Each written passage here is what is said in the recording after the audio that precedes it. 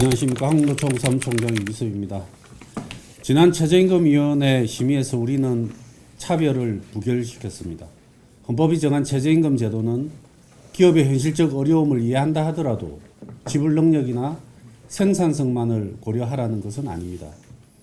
최저임금법에 최우선으로 명시된 노동자 생계비를 반드시 반영하도록 만든 법 취지를 깊이 헤아려 주시길 부탁드립니다.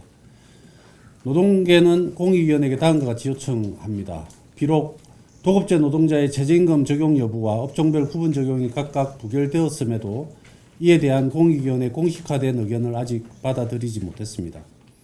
노사가 사안별로 물러설 수 없는 첨예한 입장 차이를 보이고 있지만 최저임금위원회가 향후 심의를 더욱 성숙하고 심도 있게 운영할 수 있도록 이러한 쟁점들을 적극적으로 해소하고 나아가 주시기를 바랍니다. 오늘 회의부터 본격적인 최저임금 인상 수준 논의가 시작됩니다. 최근 한국은행, KDI, IMF 등 공신력 있는 주요 경제기관들이 반도체 수출 호조에 힘입어 경제 성장률을 낙관적으로 상향 조정했습니다. 그러나 경제 성장은 불균형한 회복세입니다. 대기업의 초과 이윤은 위로만 쏠리고 사회적 위험과 비용은 노동시장 하부 구조로 빠르게 흘러넘치는 거꾸로 된 낙수 효과가 벌어지고 있습니다. 여기에 물가 상승률은 모두에게 평등하기에 더 부담스러운 상황입니다. OECD는 중동 사태로 인한 에너지 위기와 인플레이션 재점화를 경고하며 G20 물가 상승률 전망치를 4.0%로 대폭 상향 조정했습니다. 고유가와 에너지 물가 상승에 특히 민감한 대한민국 내수 경제는 저임금 노동자 생계에 직격탄을 날리고 있습니다.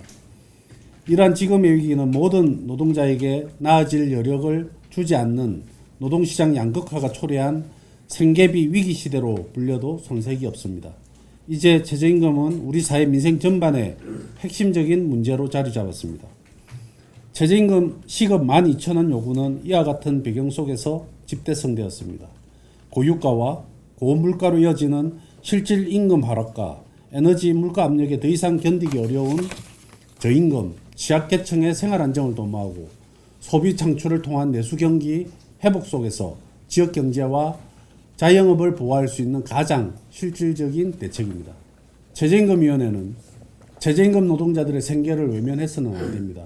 이 가혹한 현실에서 최저임금 정책은 고유가 고물가로 인한 실질 임금 하락을 보조하고 취약계층을 보호하는 사회 안정망 역할로 마땅히 재정립되어야 합니다.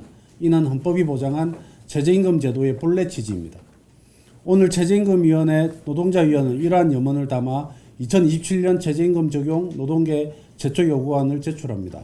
최저임금위원회에서 부디 심사숙고해 주시어 최저임금이 이들의 생존 비용과 소득 불평등 완화에 근본적인 대책이 될 수 있도록 상생해 주시기를 간곡히 부탁드립니다. 한국노총은 최저임금이 모두가 상생하며 웃을 수 있는 합리적인 인상 수준으로 심의될 수 있도록 오늘 또 최선을 다하겠습니다. 감사합니다. 최근 언론에서 코스피 1만 시대를 예고하면서 모두 기대하시는 분들이 축제 분위기가 한창입니다. 주식으로 부동산으로 돈이 몰린다고 합니다. 하지만 우리 저임금 노동자들에게 이 화려한 뉴스는 체감조차 할 수 없는 먼 나라 이야기입니다. 현재 우리가 받는 시급 1,320원, 월 215만 6,880원은 이것 떼고 저것 떼고 나면 통장을 스쳐 지나갈 뿐입니다.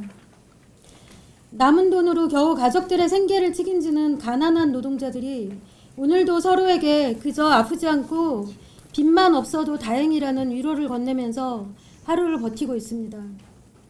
한국의 시간당 노동 생산성은 지난 45년간 약 8배나 지속적으로 성장해 왔습니다. 최근 증가율이 둔화된 것은 노동자의 게으름 때문이 아닙니다.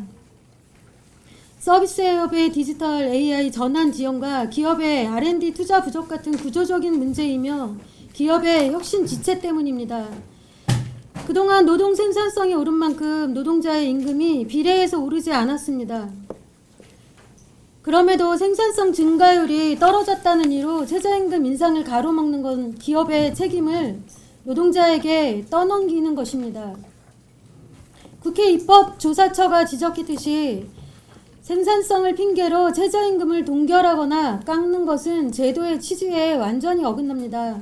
문제를 저임금 노동자에게 전가할 것이 아니라 사용자의 법 준수의식 개선과 소상공인 자영업자에 대한 실질적인 제도적 지원으로 해결되어야 할 것입니다. 최저임금 1만 원이라는 문턱을 두고 정말 치열한 공방이 오고 갔었습니다.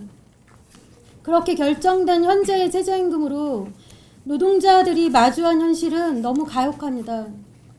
실수령액 200만 원 남짓한 돈으로 미친듯이 치솟는 장바구니 물가와 공공요금을 감당하기가 너무 어렵습니다. 물가가 올라서 실질임금은 오히려 떨어졌는데 왜 이 고통을 노동자 혼자만 고스란히 계속해서 감수해야 합니까?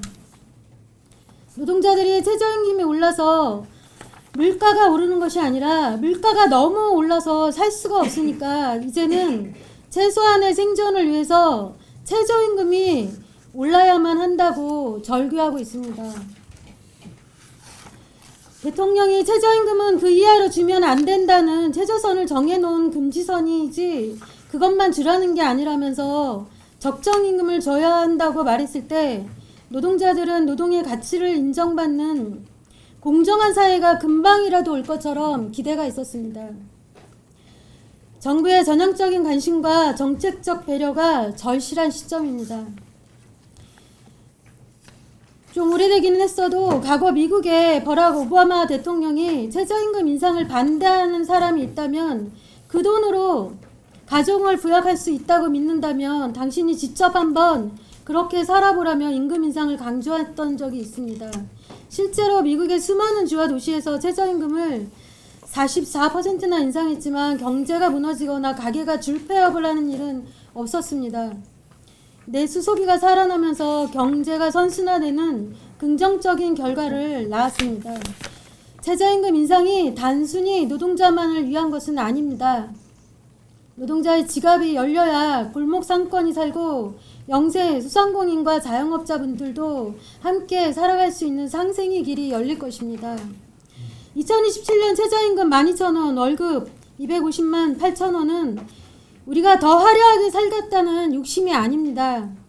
우리 가족이 최소한의 생존을 유지할 수 있는 안전장치입니다.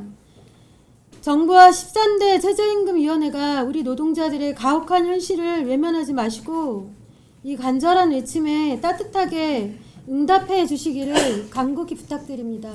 이상입니다.